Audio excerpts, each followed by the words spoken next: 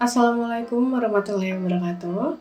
Halo, perkenalkan nama saya Kolisa Nurlaili. Saya adalah peserta Latsar tahun 2022 angkatan 115 dari kelompok 2. Pada kesempatan kali ini saya akan menjelaskan kepada kalian terkait mengukur kinerja blended learning melalui sinkronus dan juga asinkronus. Selamat menyaksikan.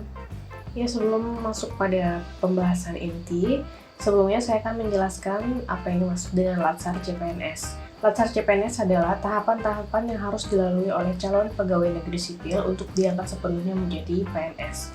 Dalam hal ini, Latsar CPNS melalui 4 tahapan. Yang pertama adalah pelatihan mandiri secara daring melalui Massive Open Online Course atau MOOC.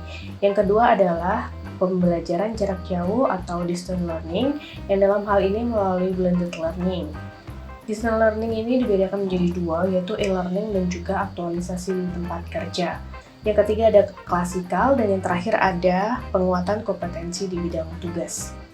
Tetapi dalam kesempatan kali ini kita akan fokus untuk mengukur betapa efektifnya blended learning secara sinkronus dan juga asinkronus. Blended learning adalah pembelajaran campuran yang menggabungkan strategi tatap muka di ruang kelas dan pembelajaran jarak jauh atau pembelajaran online. Dalam hal ini, blended learning dilakukan dengan dua cara, yaitu secara sinkronus dan juga asinkronus.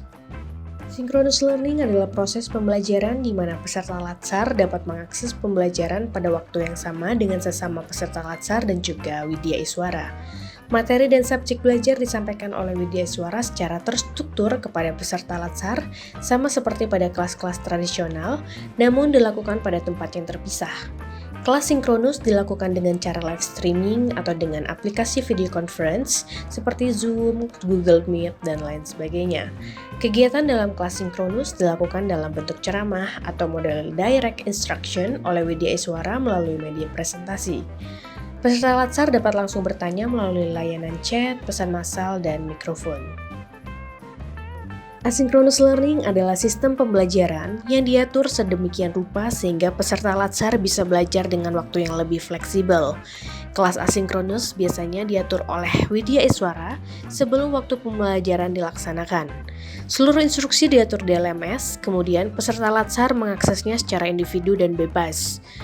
Widya Iswara akan memposting bahan ajar asinkronus baik berupa artikel, infografik, video, dan sejenisnya.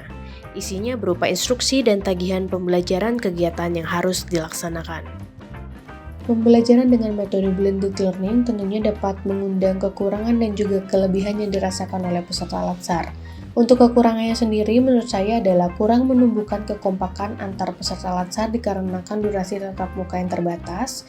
Selanjutnya jaringan internet yang tidak selalu stabil, lalu konsultasi yang tidak maksimal secara interpersonal dengan Widya Iswara, dan yang terakhir karena tempat yang lebih fleksibel maka distraksi yang dialami oleh setiap peserta Latsar selama pembelajaran akan berbeda-beda. Selain kekurangan tentunya juga ada kelebihan. Menurut saya kelebihannya adalah kemudahan dalam mengakses informasi dikarenakan sifat media digital yang lebih fleksibel. Lalu pembelajaran dapat dilakukan di mana saja tanpa mengenal domisili peserta yang berbeda-beda. Selanjutnya, biaya pelatihan cenderung lebih hemat. Penerapan sinkronus dan juga asinkronus learning mampu meningkatkan interaksi meskipun virtual. Dan yang terakhir adalah ikut mengembangkan inovasi di bidang teknologi. Sekian video learning journal terkait mengukur kinerja blended learning melalui sinkronus dan juga asinkronus. Mohon maaf apabila ada kekurangan. Terima kasih sudah menyaksikan. Wassalamualaikum warahmatullahi wabarakatuh.